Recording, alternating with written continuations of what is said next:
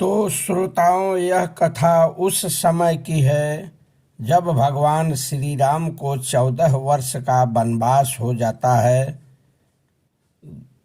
तब माता सीता को पता चलता है तो वो भी भगवान राम के सामने आकर भगवान राम के साथ चलने के लिए अनुग्रह करती हैं। लगी प्रार्थना करने श्रोताओं कि मैं भी आपके साथ चलूंगी, हे प्राणनाथ मुझे मत छोड़िए। फिर तो श्रोताओं भगवान राम सीता जी को लगे समझाने, कहने लगे आप सास ससुर के चरणों की पूजा करिए, उनकी सेवा करिए, क्योंकि सास ससुर की सेवा से, पूजा से बढ़कर कोई दूसरा धर्म नहीं है। फिर श्रोताओं लगे वन का वर्णन करने, कहें वन बहुत कठिन है, बड़ा भयंकर होता है, वहाँ का धूप वायु को सहना बड़ा कठिन होता है। कुशों पर चलना पड़ता है, कंकड़ पर चलना पड़ेगा, कांटों पर चलना पड़ेगा, पहाड़ों, कंदराओं, नदी नालों को पार करना पड़ेगा, वो भी बिना चप्पल के, बिना जूता के, नंगे पांव। नाना प्रकार के जो है जंगली हिंसक जानवरों का सामना होगा, रीछ, शेर, बाघ, हाथी इत्यादि तरह की कठिनाइयों का सामना करना पड़ेगा और पृथ्वी पर सोना पड़ेगा और कंदमूल खाने के लिए ही मिलेगा, और वो भी हमेशा नहीं, समय समय पर। जब वृक्ष फलेंगे तभी तो फल मिलेगा, इसलिए वो भी समय समय पर मिलेगा। क्या खाएंगे, क्या पिएंगे, कहाँ रहेंगे, कुछ पता ठिकाना नहीं है।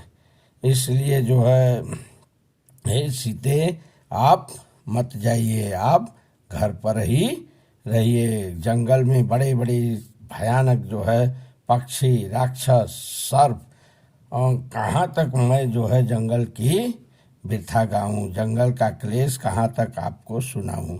इसलिए आप मेरी बात को मानिए और घर पर रहिए। फिर तो श्रोताओं जब इतना सीता जी सुनी तो फिर श्रोताओं इनके मुख से दशा जो है देखी नहीं गई श्रोताओं, ऐसा जो है इनका चेहरा हो गया। फिर तो ये जो है करुण भाव से लगी श्रोताओं उसी समय भगवान राम के सामने बोली, कहीं पति के वियोग के समान संसार में कोई दूसरा दुख नहीं है। ध्यान देना श्रोताओं, खास तौर से माताएं बहनें ध्यान देगी। पति के वियोग के समान संसार में कोई दुख नहीं होता है। सीता जी की बाड़ी है। और तो और कहीं जो है आपके बिना स्वर्ग भी नरक के समान है। अपने लिए कहीं है कि आप हमारे पति हैं और आप अगर नहीं हैं साथ, मैं आपके साथ नहीं हूँ, तो स्वर्ग भी नरक के समान है। क्यों? क्योंकि माता पिता, भाई बहन, परिवार, सास ससुर, गुरु, स्वजन, सहायक, पुत्र और जितने भी स्वजन रिश्ते नाते हैं, ये सब बिना पति के स्त्री के लिए सूर्य से भी अधिक तप्त करने वाले होते हैं।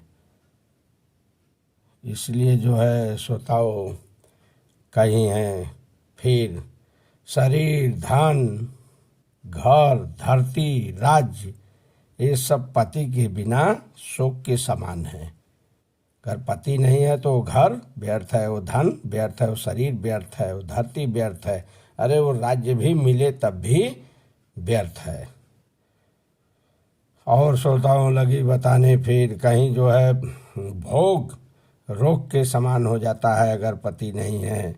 फिर जो है गहने बोझ के समान हो जाते हैं और संसार यह जो है यम के समान दिखाई देने लगता है, यातना के समान दिखाई देने लगता है। इसलिए जो है पतिदेव मुझे आप मत छोड़िए, मैं आपके साथ चलूँगी, ऐसा जो है वे निवेदन कर रही हैं। फिर तो कहीं जो है कि आपके समान संसार में कोई सुख देने वाला नहीं है। जितने सब वर्णन पीछे किए हैं ये सब से सुख मिलने वाला मुझे नहीं है, ऐसा कहने लगी।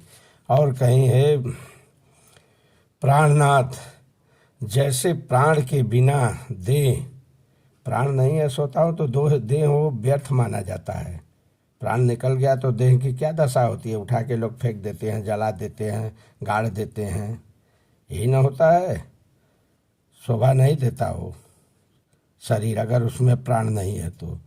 और नदी है अगर उसमें जल नहीं है तो वो भी शोभा नहीं देती, जल के बिना नदी शोभा नहीं देती।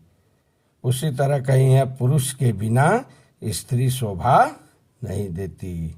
ध्यान देना सोता हूँ, प्रमाण है रामायण का।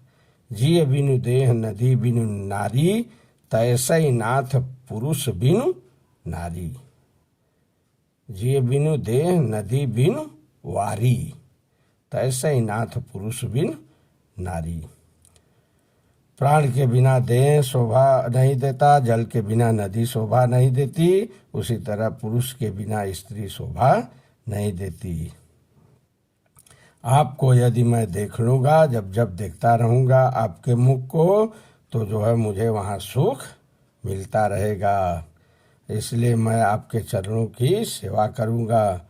और जहाँ जहाँ जिस जिस वृक्ष पर के नीचे आप रुकेंगे वहाँ मैं पत्तों को तोड़ूँगा और उसकी सया बनाऊँगा, आपको सोने के लिए इंतजाम करूँगा, फिर आपके चरणों के जो है सेवा करूँगा। इस तरह से मुझे सारा सुख मिल जाएगा और वहाँ मुझे कुछ दुख का पता नहीं चलेगा।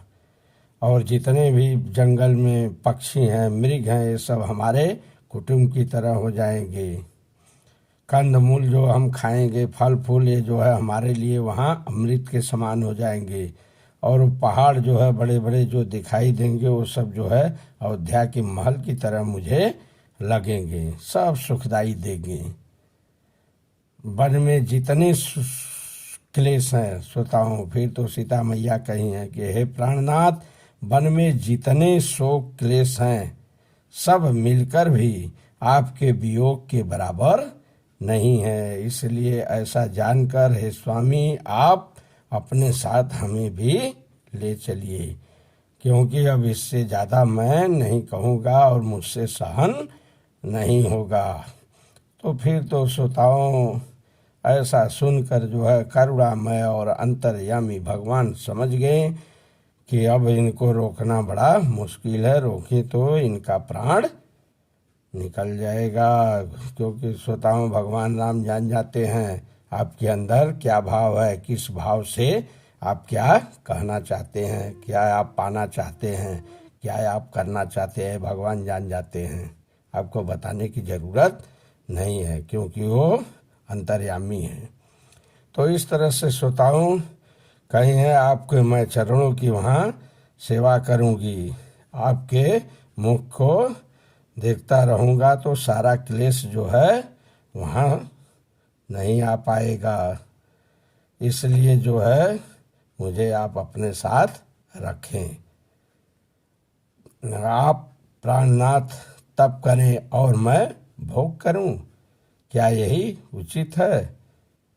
फिर तो श्रोताओं भगवान राम जो है समझ गए कि अब इनको रोकना बड़ा मुश्किल है। फिर तो श्रोताओं कहे जो है वन का साज सजाने को तैयार हो जाइए, आज्ञा दे दिए श्रोताओं की वन का साज सजाइए और अपना हमारे साथ चलिए। तो ऐसा श्रोताओं ये सीता मैया खुद बताई हैं जो है पति का महत्व, यहाँ ये सीता माँ खुद कह रही हैं। तो इस तरह से श्रोताओं जो है खास तौर से माताओं के लिए है, बहनों के लिए हैं जो विवाहित हैं। तो श्रोताओं ये श्रवण करें, इस कथा को शेयर करें, दूसरे को भी श्रवण कराएं और मुक्ति की ओर अग्रसर हों, क्योंकि श्रवण से ही मुक्ति संभव है। बोलिए सीता मैया की जय, बोलिए श्री रामचंद्र भगवान की जय।